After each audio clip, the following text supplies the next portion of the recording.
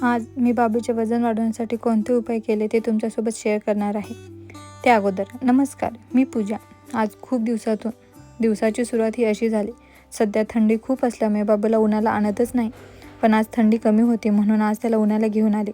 त्यानंतर तो प्ले जिममध्ये खेळत होता, तोपर्यंत मी आंघोळ करून घेतली.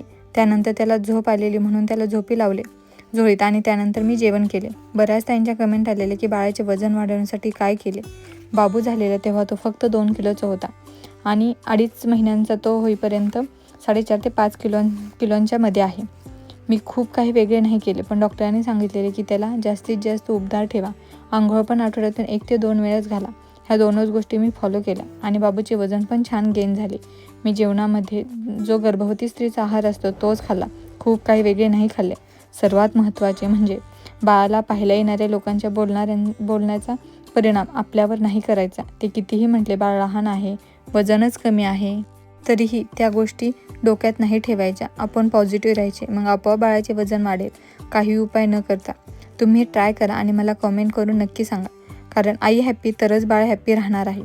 तुमच्या बाळाचे वजन किती आहे आणि त्याचे वजन वाढवण्यासाठी तुम्ही कोणत्या गोष्टी फॉलो केल्या ते मला नक्की कमेंट करून सांगा. आणि आणखीन कोणते प्रश्न असतील तर तेही मला नक्की विचारा. मला माहीत असतील त्या तुमच्यासोबत मी नक्की शेअर करेन. तर चलो भेटू नेक्स्ट व्हिडिओमध्ये नवीन काहीतरी घेऊन. तोपर्यंत बाय.